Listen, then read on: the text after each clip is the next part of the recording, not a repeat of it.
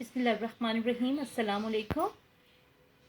अज़ीज़ तलबा, आज का हमारा जो टॉपिक है वो है आम इंतखाबात 1945-46। इससे पहले हम अपने प्रीवियस लेक्चर में इंतखाबात की ज़रूरत व अहमियत के बारे में पढ़ चुके हैं, यानी इसका बैकग्राउंड पढ़ चुके हैं। इसके अलावा हम दोनों बड़ी सियासी जमातों के मंशूर के बारे में भी बहुत ही डिटेल में पढ़ चुके हैं। जबकि आज का जो हमारा टॉपिक है उसमें हम डिस्कस करेंगे एक तो कांग्रेस की इंतखाबी मुहिम को, दूसरा मुस्लिम लीग के इंतखाबी मुहिम को, और फिर इंतखाबात के नताइज और इसके फ़वाइद को। तो हम अभी बात करेंगे थोड़ी सी बैकग्राउंड को। अगर आप समझें तो दिसंबर 1945 में मरकज़ी असम्बली के इंतखाबात होना करार पाए और जनवरी 1946 में सूबाई असम्बली के इंतखाबात जो थे उनकी डेट डिसाइड की गई। तो अभी हम कांग्रेस के इंतखाबी मुहिम की बात करेंगे कि कांग्रेस ने मुख्तलिफ मुस्लिम पार्टीज़ जैसे यूनियनिस्ट पार्टी थी, मजलिस अहरार पार्टी थी, जमीयतुल उलमाए हिंद थी और दीगर मुसलमानों की जमायतें थीं, उनसे इंतखाबी इत्तेहाद कायम किए और इनके कायदीन ने पूरे बर्रे सगीर के दौरे किए और ज़बरदस्त इंतखाबी मुहिम चलाई। एक्चुअली कांग्रेस जो थी वो चाह रही थी कि हर जायज़ और नाजायज़ तरीके से ऐसी प्रोपोगंडा मुहिम चलाकर मुस्लिम लीग की वर्थ को या मुस्लिम लीग के जो अवामी पसंदीदगी थी उसको किसी तरह से ख़त्म किया जा सके और मुस्लिम लीग को तोड़ा जा सके, इसके रास्ते में, इसकी कामयाबी के रास्ते में रोड़े अटकाए जा सकें। तो यहाँ पे नेक्स्ट में हम पढ़ेंगे कि मुस्लिम लीग की इंतखाबी स्ट्रैटेजी जो थी वो क्या थी।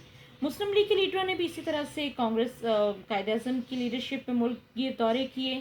कायद अज़म की उस वक्त जो सेहत थी वो इंतहाई ख़राब थी, लेकिन आपने इसके बावजूद पूरे बर्रे सगीर के तूल अर्ज़ के ऐसे तूफ़ानी दौरे किए और मुसलमानों के इंतखाबात की अहमियत से आगाह किया और कांग्रेस को इसके साथ चैलेंज भी किया। यहाँ पे इसमें आप एक फोकस जो ज़रूर करेंगे वो होगा कि मुस्लिम लीग में कायद अज़म ने एक चैलेंज भी किया और वो चैलेंज ये था कि मुस्लिम लीग पाकिस्तान के बारे में अपने मुतालबे को सच्चा साबित करेगी, क्योंकि बाकी की जो दीगर पार्टीज़ थी मुसलमानों की, उनके इंतखाबी मंशूर में पाकिस्तान कायम करना उनका एजेंडा नहीं था, ये सिर्फ मुस्लिम लीग का एजेंडा था। तो इसको देखते हुए हम बात करेंगे कि मुस्लिम लीग की इंतखाबी मुहिम में जिस बात को ज़्यादातर फोकस किया गया वो ये था कि मुसलमान पाकिस्तान तख्लीक करके ही दम लेंगे, और इस मुहिम में तलबा और तालिबात भी मैदान में निकल आए। फ़िज़ा पाकिस्तान जिंदाबाद के नारों से गूंजने लगी। हर एक ज़बान पर नारा था कि बन के रहेगा पाकिस्तान, लेके रहेंगे पाकिस्तान, पाकिस्तान का मतलब क्या, ला इलाहा इल्लल्लाह। तो इस तरह के ये जो जोश और जज्बे को उभारने वाले नारे थे, इन्होंने मुस्लिम लीग की इंतखाबी मुहिम को और भी ज़्यादा भरपूर अंदाज से लोगों के सामने पेश किया।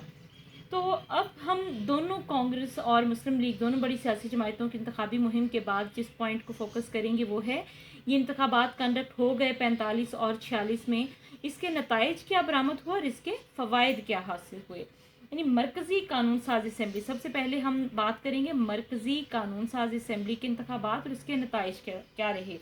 यानी मरकज़ी असम्बली के लिए पूरे बर्रे सगीर में मुसलमानों के लिए उस वक्त 30 नशस्तें जो थीं वो मुख्तस की गई थीं और मुख्तस नहीं की गई थीं। मरकज़ी कानून साज असम्बली में टोटल जो रिप्रेजेंटेटिव्स थे वो मुस्लिम लीग के बिहाफ पे वो 30 थे और मुस्लिम लीग ने हर नशस्त पर अपना जो मेंबर खड़ा किया था उसने कामयाबी हासिल की।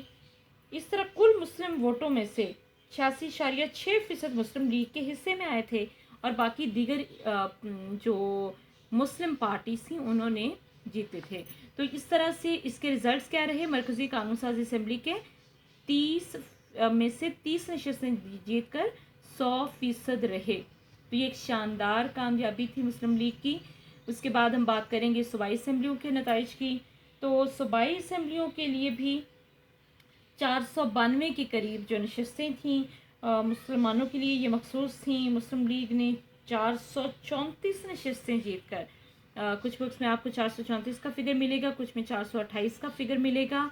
तो आप 492 میں سے 428 سیٹس جو تھیں وہ آپ رائٹ کر سکتے ہیں کہ صوبائی اسمبلیوں کے نتائج یہ رہے کہ مسلم لیگ نے سب سے زیادہ الیکشن میں کامیابی حاصل کی، جس سے خاص طور پر مراد یہی تھی کہ مسلمان جو تھے وہ اپنی نجات دہندہ جماعت صرف اور صرف مسلم لیگ کو ہی سمجھتے تھے۔ نیکسٹ میں ہم بات کریں گے مسلمانوں کی واحد جماعت کی، یعنی کئی سیاسی جماعتوں نے کانگریس کی حمایت کی تھی، جیسے ہم نے بات کی تھی یونسٹ پارٹی کی، احرار پارٹی کی، اور مجلس احرار کے علاوہ جمعیت العلماء ہند کی۔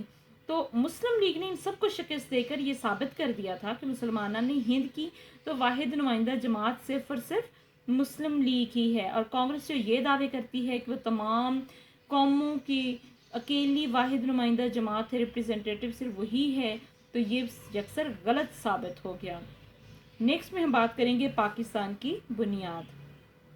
اگر ہم دیکھیں تو ان انتخابات کے نتائج نے پاکستان کو ایک بہت ہی سالڈ بنیاد فراہم کر دی، یعنی بھاری اکثریت سے انتخابات جیتنے کے بعد کوئی طاقت پاکستان کو بننے سے روک نہیں سکتی تھی، کیونکہ انتخابات کے نتائج نے برطانوی حکومت پر بھی یہ عیاں کر دیا تھا اور کانگریس پر بھی یہ حقیقت واضح ہو گئی تھی کہ مسلمانوں کی واحد نمائندہ جماعت جو ہے وہ صرف مسلم لیگ ہے۔ لہٰذا ان نتائج نے مطالبہ پاکستان کو ایک سالڈ بنیاد جو تھی وہ فراہم کی، اور اس طرح سے پاکستان معرض وجود میں آ گیا۔ بہت شکریہ۔